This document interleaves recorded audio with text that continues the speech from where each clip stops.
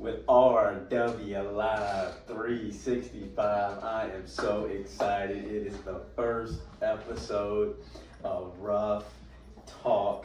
I've got a great guest on the show today. She's excited about coming in. I'm excited. I just want to say before we get started, dreams come true. This is something that I've been talking about since 2020. It hadn't worked, it had gone through. It's here. We're excited. Very excited. Got my guest on the show. Introduce to us who you are. What is your name? Tell us a little bit about you. I am Ieisha Gilliam. I am from Pensacola, Florida. This is all I know. I am an author, a speaker, innovator. I love creating, doing anything for inspiration, encouragement of that sort. So anything to help uplift and encourage people. It's needed. Very, very needed. It's needed so much in our society, in our world. So thank you for what you're doing. But before we get in, we're going to do some icebreakers. We're going to break it down, let people get to know you. I asked you kind of offset a little bit about this question, so we're going to let you explain it. What is your favorite color?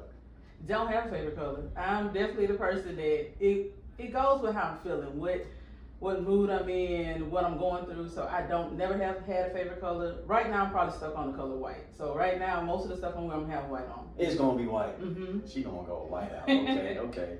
Describe yourself in 3 words. 3.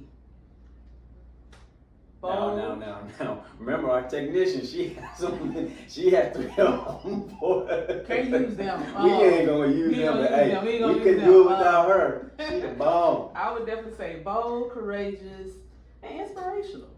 That would definitely describe me. Bold enough to do what's uncommon. Courageous, even when I'm scared and unsure what I'm to do, I'm gonna do it anyway. And inspirational. I always want to try to find the good in every bad situation. So I don't care how bad a situation is, I try to find the good in it because it's good in every part of every bad situation. That is so true. There's a lot of people who love to have our bad day. Right. That's true. That's so true. When you were a child, and you ask children all the time, I go and talk to them and people speak, what do you want to do when you grow up? I want to be a police officer, whatever they want to be, right? What was your dream job growing up? Funny thing is, I wanted to be a lawyer. And I don't know why.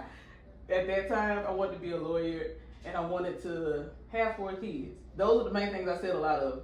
Didn't end up being a lawyer and didn't have 4 kids, of course. But I wanted to be a lawyer. I think I was just intrigued with, watching stories or TV shows at the time and seeing how powerful they looked, how they, knowledge they knew, the way they spoke. And I just wanted to be a leader and help somebody. So I think that was the backstory of the lawyer thing for me. So we were young at one point. Right. And we still young in our minds.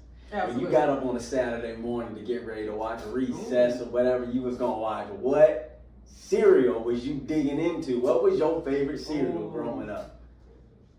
Fruit Loops. Fruit Loops. Very much so. Fruit Loops or Frosted Flakes. All right, here's $1 million question. Okay, you got $1 million though? No, you got $1 million.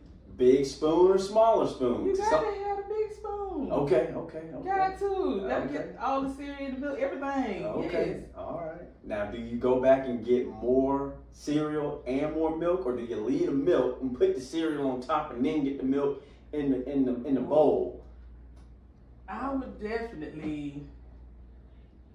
Oh, that's kind of hard to pin because I would definitely put the cereal in first, then the milk. But then if I wanted some more, I'm gonna go in and put some more cereal. Then may add a little milk because I don't want too much to make my cereal soft. I ain't like soggy cereal. You ain't like soggy cereal? No, not too much milk. All right, let's get you another question. What is your proudest achievement so far? Your proudest achievement, or the thing that you can say, I really have enjoyed doing X, Y, Z, or I've done this, or other than being a mother, writing my book.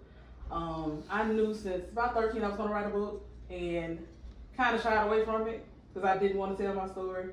But after doing it, I'm kind of glad because it opened doors and it also freed me from a lot of things that I was holding on. So writing a book, actually committing to it, because that's not easy. You know that yourself, you wrote a book. Writing a book and going through the process is not easy, and staying with it and just seeing it come out and seeing how it changed people's lives.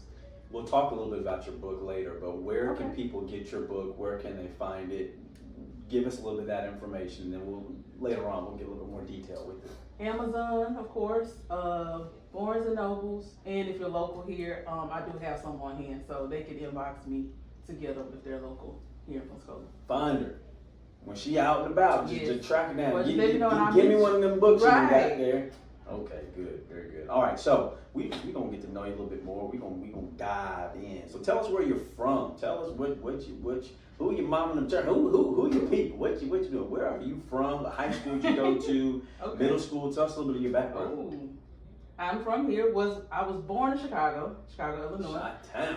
All I know is Pensacola, Florida. My mom came back here after her and my dad separated, so came back here. That's all I know. Middle school, Lincoln Park Elementary is where I went elementary. Middle school was Wedgwood, and high school, of course, Woodham. 03, class 03. Oh, the Woodham Titans, okay. Absolutely. And just mainly my mom's from here, so it's just my family was kind of small. My grandfather was a pastor growing up, so my upbringing is just kind of church-based, and just, I was very quiet and timid as a child, so I didn't really get into sports. I was always into more of arts, music, and reading and writing, so that was my thing. So being an author is probably something you've been working on your entire life, didn't even know it, because you're in the arts, you're reading, you're writing, you're doing those things, so it probably wasn't far off your path to be able to go and be an author, correct? Correct. It definitely was, because I always enjoyed writing. And English was like my favorite subject. I know most people hate English in school. That was my thing. I love writing words and how to connect words, how words feel, or this word mean this, or if I put it this way, how it changes things. So I don't know, I was always intrigued with English. Still to this day, words. Good. No, that's great. We need you English people. I want to write my book. I said, I need y'all to just get into that book and tell me what's right or wrong. Right. Everybody's needed for a specific thing. So tell us why you do what you do. We'll talk about purpose. Every time I speak, I say combine your passion with your purpose, and it's powerful, right? But tell us why you do what you do, and then tell us what you do in a little bit more detail. Tell us kind of what a day is like in your shoes. Can most people do what you do? Probably not, because it's what you do. So tell us why you do what you do, and tell us what you do. Why I do what I do is mainly, for so many years I battled not knowing who I was and running away from what I was supposed to do, my calling, my purpose. And I didn't see the benefit in it. I didn't see, being an author, being a speaker. For the longest, I was very timid. I didn't really have a voice. So when I got to a certain age and I started to realize that my voice and my story had a purpose, so I needed to get it out there. And I dealt with depression for so many years that when it got to a point, and I started to, write my story and started to talk to other people, and I realized, they kept telling me, your story's needed. You don't think it's important, but it's needed. And at the same time, it freed me to learn how, because growing up, I was very shy and timid, didn't have a voice, wouldn't speak. I would just do gestures and stuff to people. So definitely what I do is, like I said, the innovator side, I help other people write books. I do a little creation for it, helping other people, like ebooks and stuff like that. So I love to encourage and help people, for us the most part. And I am a certified life coach as well. So just kind of helping people get direction to what they need to do. Because for so long, I didn't know what to do in my life. And finally, when I started to just work on one thing and figure out what my purpose is and kind of go from there, life just catapulted out for me. You said something big, and I want us to talk about it if you can. That? All right, yeah, you took a deep breath. Uh-oh. Right, you're like, uh-oh, here we go. Yeah, we diving in. Depression. Ooh. It's huge. Very.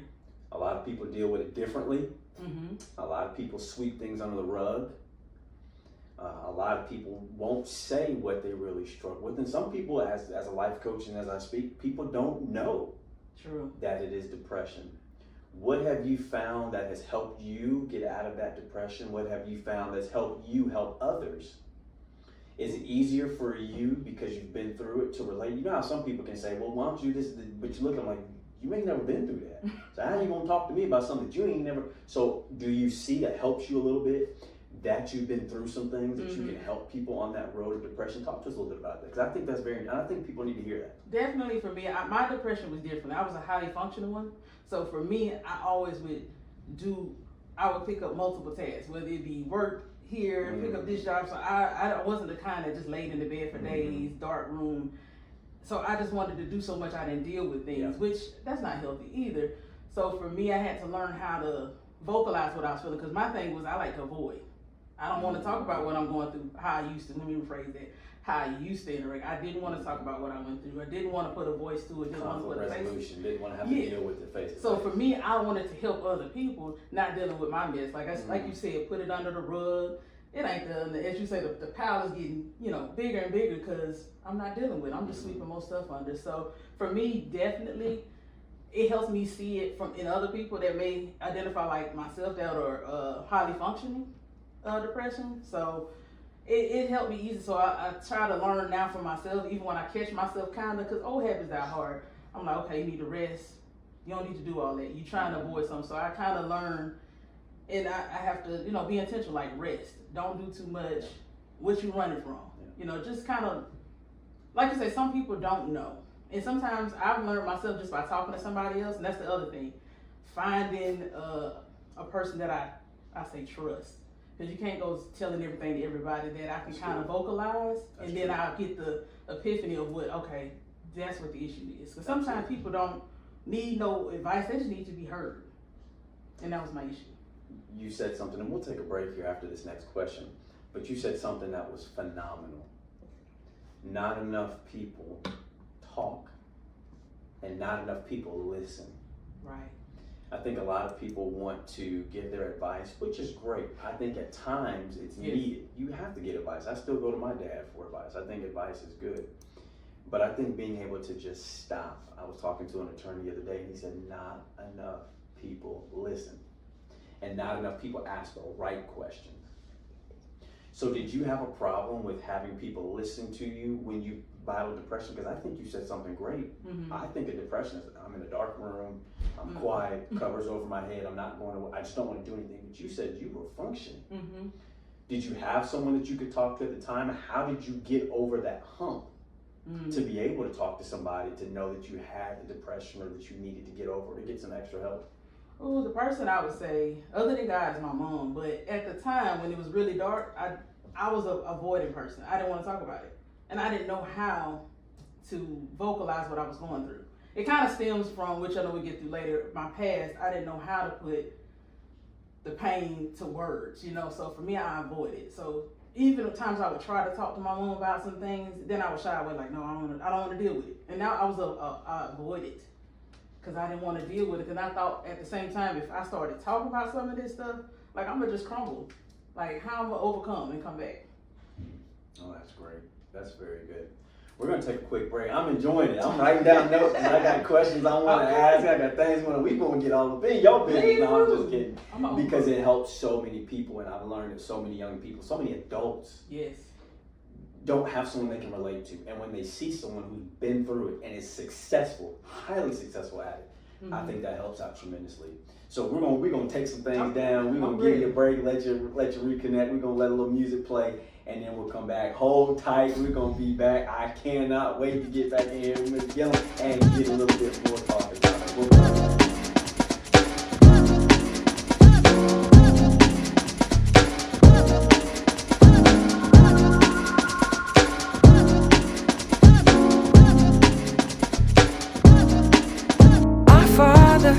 Who art in heaven, hallowed be thy name, thy kingdom come. In this place, thy will be done, on earth as it is in heaven. Won't you please come? Please come. Won't you please come?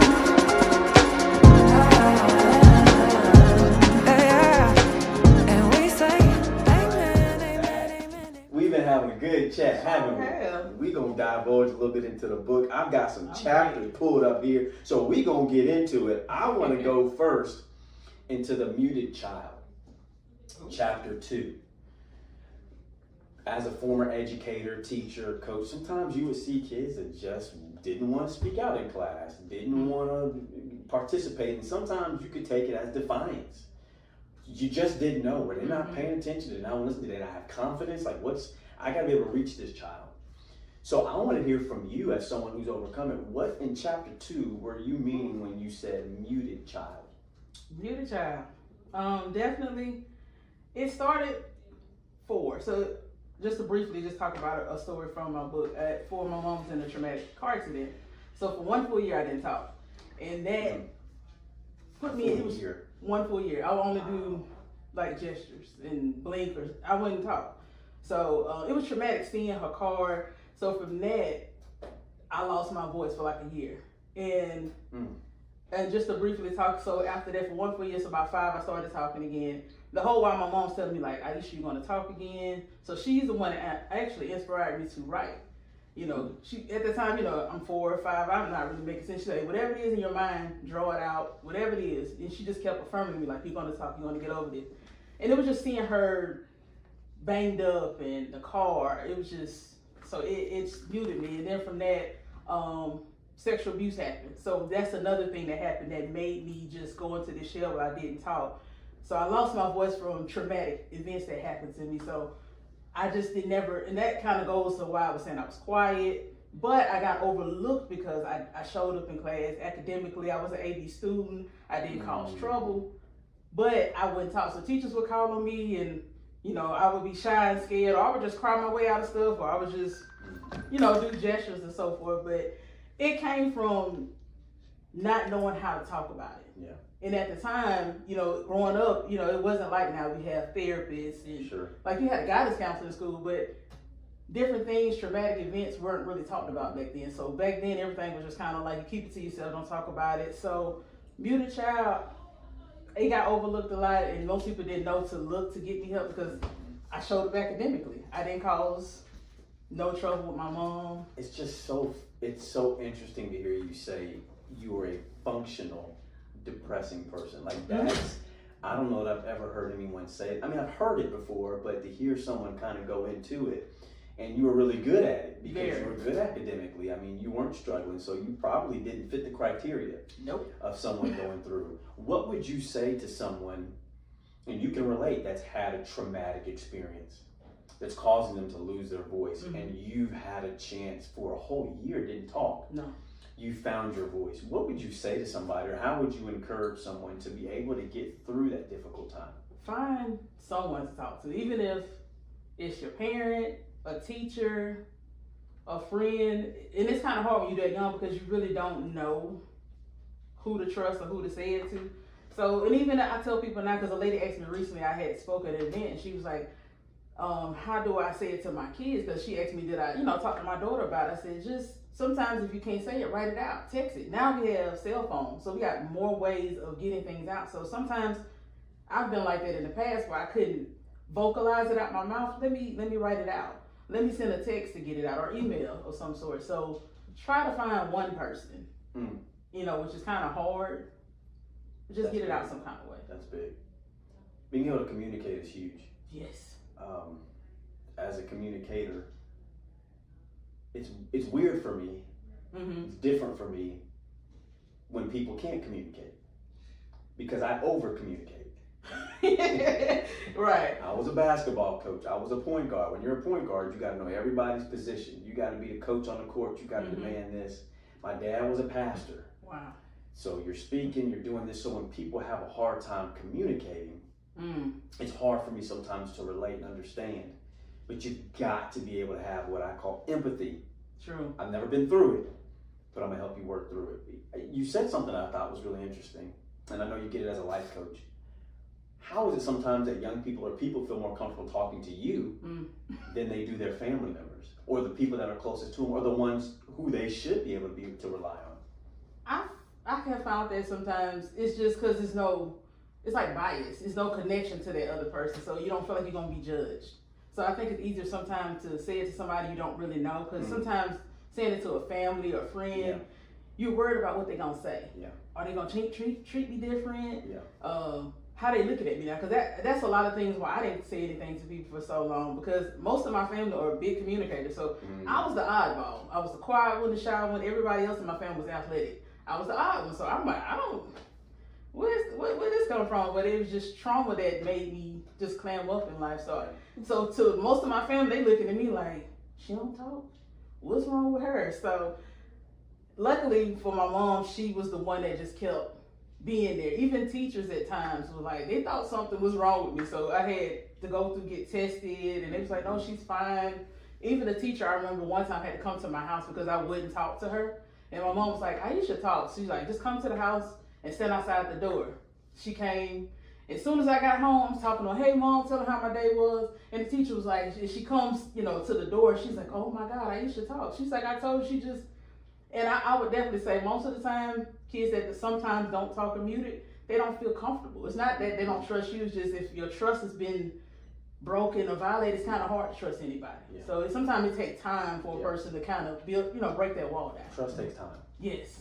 Trust takes time. Trust takes vulnerability.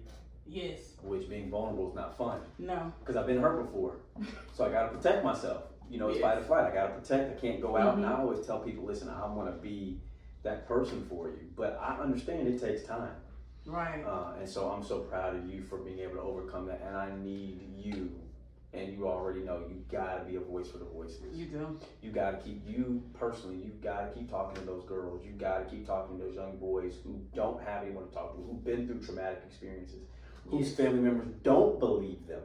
True. That there has been sexual abuse or sexual assault or multiple mental, whatever it is that's going on. So they desperately need to hear from you. Absolutely. All right, chapter 5. Uh-oh. Chapter 5. I'm scared. You scared? I'm just waiting. Ooh, it's gonna be good. What they say? What they smiling in the back? What they say? Good. G-O-O-D-T. Okay.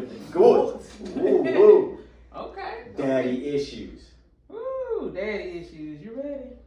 Oh. There are a lot of young people that I deal with that have dad issues. Male issues. Yes. From trauma, like you said, from lack of being around. I tell men, you don't have to be perfect, just be present. Absolutely.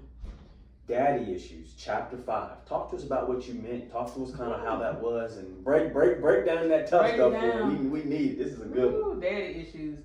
That one is mainly talking about my father wasn't present. My mother left my father, so that's how she ended up back here in Pensacola. My father at the time was on drugs heavily, so she didn't want to raise my sister and myself in that environment, so she left and came back here. So he was, spiraling out of control on drugs.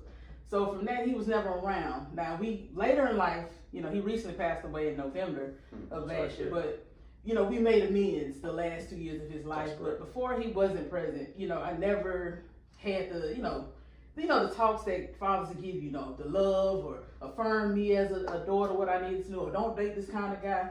So for me, don't date period till you about 50. Right. I didn't get that. You're absolutely right. But my father wasn't there. So I think that he was honestly on drugs about 30 years. So he got because it was right.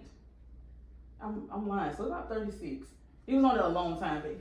Anyway, from that, I started looking for love in the wrong places. Started talking to the wrong guys because I wanted that male attention. I wanted to be affirmed by men. I wanted the man to love me because I didn't get that from my father. Can you talk about that? I hate to cut you off. Go ahead. You got to divulge in that. Go ahead. Because so many people, so many women say that. So many men, we hear you say that. But why is that so important? Why does a woman have to have affirmation or confirmation or love from a male? You gonna get it from mama. Mama gonna love you regardless. She love you, she birthed you, she had you. I'm adopted, so I get it. Mama's gonna love you no matter what. But what is it about a man, a male, that just you can't be replaced? For me, I didn't get my identity from my father. The father kind of sets the tone of what this is this is how you are, this is how you're going to be. So I didn't get that from my father. Now again, like I said, I got it the last 2 years when he got clean and talked. So it mended that void I had in my heart for a long time with him. But I needed that, you're beautiful, I'm proud of you. I never got that growing up. I wanted to be accepted. So it made me look for men that said, hey, you're beautiful, I love you. At the time when you're young, they don't mean it. But I wanted to hear that. So I just wanted that identity, that affirmation from a man to be needed, to feel loved, even though I later on found out it had to be within myself first. But at the time, as a young teenager, I was looking for the first guy to tell me who I was pretty. I wanted to be with you, I love you, I got you, because I didn't have that. That's deep.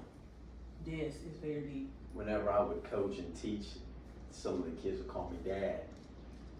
Mm-hmm. You're coaching, you're there all the time. And I remember a player saying, I had him for about 7 months, started getting there. And he said, you're the most consistent man I had in my life.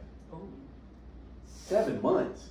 You 17 years old. Wow. Mm. So the fact of having a male, having a man is huge. It is. And I appreciate you talking to us about that. And I hope that you will continue to be a light for those young women, especially that need that, because that's a big deal. It is. It's dating the wrong men, and just putting myself in situations that I shouldn't have, because especially not everybody, but most girls, you start looking for the men to tell you they love you, and even if he don't mean it, it feels good to hear. And I didn't have it, so daddy issues was just me indulging on talking about, a little bit about his story, then the choices I made, because I didn't have him there. I didn't have him present, and I wanted to be. And even times of resentment, I was mad at him when he would call, I would, kind of lash out a little bit. Before we move on, what would you say to a girl who was in your situation, who might not have dad around, might not have granddad, uncle, might not have that male figure in their lives, that needs someone? That needs that man to say, hey, you don't have to do X, Y, Z to get their attention. And if you do, because love has no if. There ain't no ifs in love. You love regardless. That's true. And a lot of us don't know what love is until you're a little bit later in life. my dad used to tell me, you ain't gonna know what real love is till you get married and have some churn. Yes. And it's sacrifice every day. I don't want to get up. Well, that joke gonna make you get up. That's true. What is it that you could tell those young girls right now? Because I'm hoping to get this out. I hope they're going to hear it. And I hope they're listening. And I hope if there's moms or grandmas, there's going to be somebody that hears this and it's going to change their lives. What would you say to them? Find, whether it be a brother, an uncle, a coach that you can look to as a father figure, kind of cling to him. Because especially if it's, you need that affirming from a man. You just need that foundation, like you said, that consistency. Because that's so needed from, say, having that male figure there. So find, whether it be a coach, a teacher, uncle, somebody that's a male figure that's positive. And for me, I had it, but I still wanted that connection from my father, because I wanted, he made me, so I wanted that part of my identity. I wanted to know more about him. So I would just say definitely try to find somebody, and also just that, have a male that's there that's looking at your best interest and just kind of try to find ways to not listen to the boys. So they're going to tell you whatever to get what they need, but but just try to just love yourself and just have a brother or uncle or something to help you with that. You said stay away from them boys till they about 40 years old. Just 40? Maybe not 40, but just about 30. 30. But listen, I'm gonna have people on this pod. There's gonna be so many men that I want people to know that in this community, we have Ieisha. We have men that can help you. We have people who can be there, barbers and coaches and pastors. Absolutely. Business. There's tons of people. Coach, I'm always here to be able to be there and to be a help. I want to tell you something before we're gonna go to our break, and then we're gonna come back. And we're gonna get on this. We're gonna hit this last chapter. Whenever I speak, I ask young people, who is your tangible male role model? 85 to 95% of the time, do you know what they tell me? They ain't got nobody. And listen, Santa Rosa, Escambia, the Philippines, wherever I've been, 85 to 95% of the people cannot tell me that there's a physical male. I'm not talking about somebody you see. I'm not talking about somebody you see on Instagram or on social media. Somebody you see every day that you can tangibly touch, that you can go and talk to, that you can ask. Let me get $20 so I can go to. Oh wow! Let me get so much so I can go to the movie. They don't have it. You know what? That's it. I talk about that deep in my book. A friend of mine, and he became like my brother. So he was the one that kind of was like the father figure I needed. And he walked me through and he showed me this is how a man's supposed to be. This is how he's supposed to treat you. This is what a man's supposed to do. So a friend of mine, he's younger than me, which is funny. And he kind of was my father figure.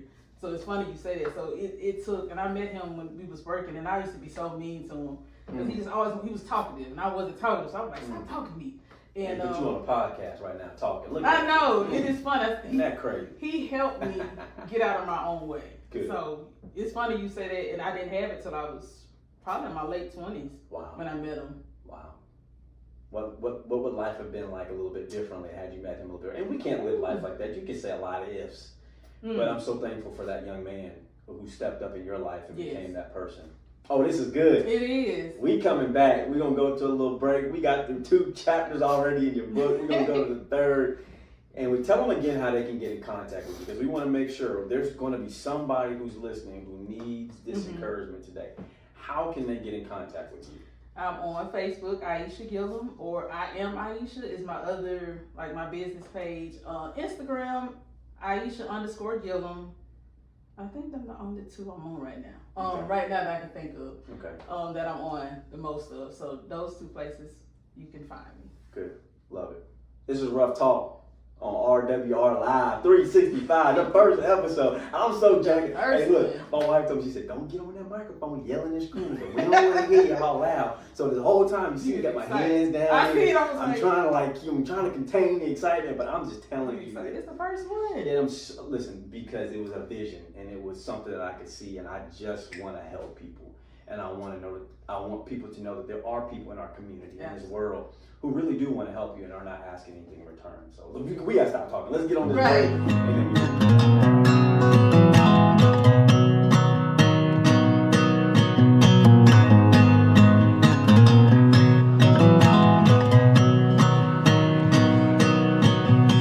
I've been sick and tired, being sick and tired, searching far and wide for something that feels real.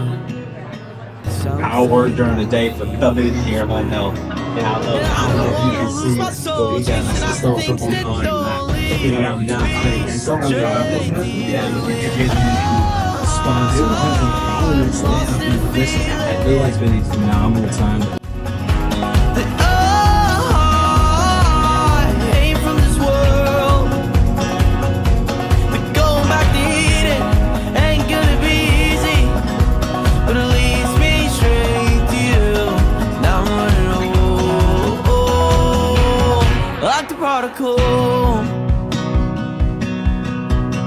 I don't need the money, I don't want the fame, I don't want what I can't take with me. We in action. All right, chapter 9. I finally accepted me. I finally did. accepted me. So what's chapter 9 about? Talk to us a little bit about what you accepted you. How did that process look? From that, I finally accepted me was me just kind of coming to terms with, okay, because I finally, got help, went and had a therapist, and even I think at certain parts of time I was on medication for the depression, and I just got tired of just running from, the pain and not dealing with what, the underlying issues of all the stuff I had went through. And I think at that time my daughter had came into play, and I realized I didn't want to stay who I was, and then because kids imitate what they see, not what you say. So I didn't want her to grow up and be an angry, bitter woman, because that's what I was at that time. So having a child changed me. Not trying to tell anyone to go have a child, but she came into play, and it really made me open my eyes. Like, I can't keep doing what I was doing before. And I just actually went in and did the work. Stay committed to it, and did what? Did the work.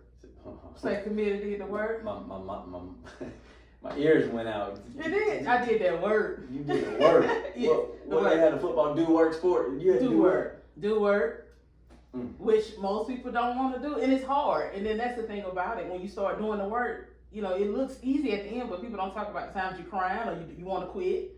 You gonna quit, feel like it sometimes, but I seen the bigger goal. I wanted to be healed, happy, and actually love the life I was living. Isn't that crazy? People judge a book by its cover. All day, every day. When you walk in, what you look like, what you take, smell, whatever. Right.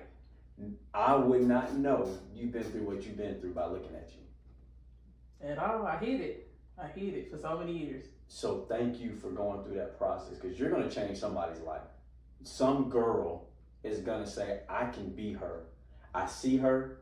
I look like her. what she's been through, people do mimic what they see. True. And people do see it and say, I really can't be who that woman is. So I appreciate you for that. So what age or when did you finally feel like I accepted who I am, this is what I'm gonna be, and you started to flourish? 33. You know the time. 33 is when I really flourished. I ain't supposed to ask a woman her age. Oh, I don't mind telling my age. I ain't mean to ask you your age. Oh no, I'll be That was good. 39 next Wednesday. Okay. So I don't mind telling my age. Happy birthday. Thank you. So 33 is when I really just stepped into it. So all before then, I was just a ball of confusion, a wreck, just looking the part. Yes. I looked it good on paper, or I looked good when you saw me, but inside I was crumbling until 33, when life really made sense for me. 30s are an interesting year. Yes. Teens, you don't know nothing. You don't. You think you know everything. 20, you really don't know nothing. No. You find out you think you know a little No. something. You smell yourself a little bit, you think I'm you know grown. something. And you probably are starting to get a little bit of knowledge. But the life experience just ain't really hit. When you get them 30s, it's like, dog, I wish I would have known this at 20. I said it all the time. But if you knew it at 20, I don't know if you'd be able to keep on to that thing. And it needed to happen the way it has happened. That's true. And so I'm so proud of you for finding your voice, for finding yourself, accepting yourself. Exactly. Flaws and all. Flaws and all. Flaws and all. Because we're all imperfect people. So, Yes. you know, and I think for me, I always didn't want to show it because I felt like I was going to be ashamed or just looked at less than. But then I realized this is a part of my story. And one of the things I think I said in my book, I did. I'm willing to show my scars to help heal somebody else's wounds. So I'd rather talk about what I do. Don't speed off. Don't speed off. Don't Run say it that back. thing a couple more times now. I'm willing to show my scars to help heal someone else's wounds. So I'd rather talk about what I've been through. I don't care how bad it sounds, how ugly it is. This is part of me. This is my story. This is my testimony. It can help somebody else go forward. It won't take as long as I did. That's powerful. It is. To be able to help somebody else go through something in a dark time, in a dark space, and say, hey, it can be done. No, that's great. That's great. All right, so tell us, all right, we done gone through the book, we done talked about some things. What is your target audience, or who is your target audience? Who are you targeting when you're speaking, or when you're going through your different engagements, or in your book? Who is your biggest target? Young women, because I would say definitely teenage. I would say the age from 13 to like 21 is crucial for women, because you're going through puberty, you're going through different things, and you know, it's times you don't like how you look, you don't love yourself, and you just making impulse decisions. So for me, I would say 13 to 21, so those are crucial times. For me, definitely, that's when I was really reckless at that point. I've had a lot of young people ages 14 to 30 reach out to me. Ooh. Coach, I don't know what I'm doing. I'm stuck. I don't know what's going on in my life. I really need to make sure that I take the next steps appropriate. So I started my nonprofit for those ages. And it's just phenomenal to know that they are being helped. So that's phenomenal. I love that. So who do you partner with? Like, I know you're doing different things in the community. Who do you partner with in the community? Maybe it's just you that does a lot of things. Maybe you're looking for some sponsors, some partners. Who do you partner with in the community to get your word out, or how do you get your speaking engagements and the people that you need help? Definitely, I'm stepping out more of my comfort zone and looking to partner with more people. Most of my speaking engagements just come from people that know my story, have not heard, and they have something going on for like young adults, and they say, hey, come tell your story, and talk from that point. So this year I'm challenging myself to come out more, to partner with different people, to get more out there with the community of what I know and what I've experienced. We got to get you some speaking Absolutely. engagements. Get her phone number at 888-88. No, I'm just I'm kidding. Don't give out my phone number. What you doing? No, don't. Right. You dial 888-88. I don't know. I'm gonna say who that. But we're gonna get you in contact with some people who you can definitely be speaking more, because you have to, especially if you have that niche in that area of the ones that you can speak with. We've got to get you speaking to them. What do you think is the biggest issue that you see in our community? I know She Brews, your book, you've talked about depression, you've talked about dad issues. Are those things some of the biggest issues that you're seeing in our community, whether young people or adults? What are you seeing that's generationally continuing to happen that we're not getting resolved, we're not getting solved, that we can, in our lifetime, try to make a little bit of a dent or a difference? I would definitely say consistency of positive role models. Because, you know, nowadays with social media, you see so much, say, foolishness of people just saying whatever, doing whatever. We need more consistency of positivity, of, you know, people that, like I said, overcame, people that speak of God and so forth, like just different things, being consistent of that. You know, that's what I can say I see missed. Because now generation is like, you know, everything is real, everything is funny, or sometimes people doing dangerous stuff. Like, what about the positive stuff? What about the stuff that can change your life or change your mindset? Just and being consistent with it. That's the main thing with anything, consistency. We watch reels, but we don't talk about what's actually real. That part. And I think it's so much of that falsity in the social media. And let's just have fun and let's sweep it under the rug and just laugh. Absolutely. Instead of talking about real stuff that really happens every day that we really got to take. I appreciate what you just said. That was big. Ages 14 to 30. Those are the big age group that I get to. What would you give them some advice for?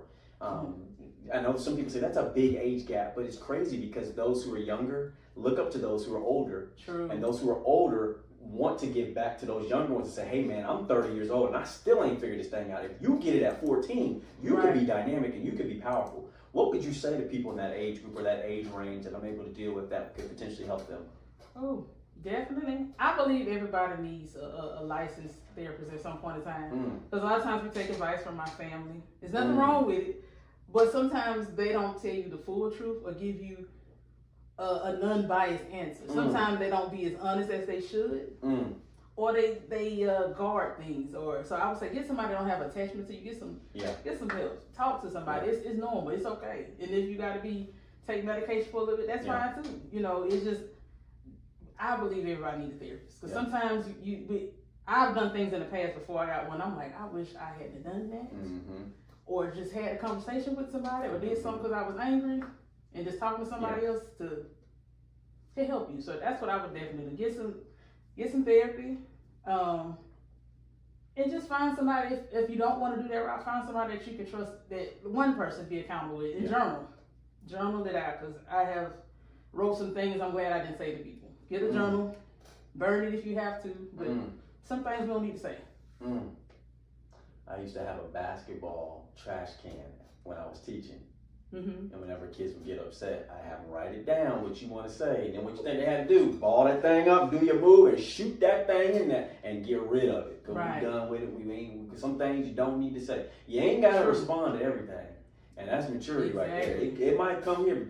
Hey, look, what you grab that thing before. Don't say it. Because I'm sorry, it don't fix everything. No, it doesn't. It does not. So not for some people. You'd have messed up sometime a whole friendship, relationship from something you said or did. That's good. I love that. Question for you. In your own words, and I always ask people, I meet with tons of people throughout the community all the time. I always got my little notebook, I'm journaling, taking notes. I always ask this question when I finish. How do you become and remain successful? A lot of people say, how can I become successful? But I don't want to just get success. I want to be able to keep it, retain it. What would be your influence or your suggestion, or maybe what you would say, this is how you can become successful and remain successful? Oh, that's good. Because everybody else is going to be different. For me, it's keeping God first. You know, everybody had different beliefs, but for me, I try to remember Matthew 6:33, seek ye first the kingdom of God. So for me, God is the ultimate thing. And from there, if I had to say outside of God, it's my daughter. I know she's watching everything I do. She's watching everything I say. And it makes me proud to know that one day she'll look back and be proud of me and what I do. Because she tells me she's proud of me all the time. So my daughter is my driving force to keep going, to keep doing what I do. Because before her, I wasn't going to do nothing. So she's my daughter is crazy. She's my biggest inspiration. You said Matthew 6:33. I thought that tambourine was gonna start coming out in that organ. Finna get going. Right. Shaking the head. Thought we was gonna get it going. Yeah. I tell parents all the time, don't be ashamed or don't be scared if your children hear everything you say. Be more afraid that they see everything that you do. Because that's what they gonna look at. Everything. They're not gonna. They hear what you're saying, but they looking at you like, oh, so you over there doing that? You telling me not to? Yes. 1,000%. My dad was a pastor. I see him in the pulpit. All right, what you finna do when money get tight? You talking about is faith. What you finna do when things get tight? Right. You don't really pray. That person said X, Y, Z, and you said in the pulpit to be kind and turn of the cheek. What you finna do now? I don't want to know. That's what I said. And that was the key. So I'm so thankful you said that. And to hear your daughter say that she's proud of you. She do do. you know what that means? How old is she? She's 8, she'll be 9. Do you even know how powerful that is coming from an That is. 8-year-old? That is, because Wow. that's what keeps me going. Like she was the thing that got Wow. me to write the book, to do what I'm doing. Because before her, no, I would have never told my story. Wow. And it's just, I know she's helped me be a better woman. So it's sometimes people say, you know, their parent, but my mom did inspire me. My daughter is my biggest inspiration. Wow. That's good. That's really good. When do people, last couple questions, when do people become unsuccessful and when do people fail? You talked about success and continuing success, but then we got to deal with the other side of the coin. We got to deal with failure. Failure is not always fatal and failure is not always bad, but why sometimes people stay down? Why can they not flip that coin or get up or turn the corner when they need to? So when do people become unsuccessful and fail? When they choose to do nothing and stay there. That's what I believe. I choose to do nothing, because we're going to get hard hits. Life going to happen. Life be lifing, as they say. But do I stay down? Because that's the thing about it. That's the only way I feel. If I refuse to get back up. Yeah. That's failure for me. Yeah, that's good. It's not just my biggest fear of being a failure is not that I fail, is that I'm in the same place this year that I was last year. That I grow. Absolutely. If I didn't grow, then that's not good. You got to grow. Oh, this is great. Listen, this is the first show, RWR, Real Women's Radio Live 365. Go download it on the Google. Somebody told me Google. We don't go. Go download the Google Play Store, the Apple Play Store. On July the 6th is when we're going to have the first show from 2 to 3. Go download the app. This is Coach Ruffin. We are with Ruff Talk. We've had a great time today. Tell us your name again. Ieisha Gilliam. And tell them how they can get in contact with you. Facebook, Ieisha Gilliam. Instagram, Ieisha_Gilliam. And my other business page, I am Ieisha. I love it. I love it. You got a round of applause. When we always say, remember, let Ruff Path not only help you find, but stay on the right path.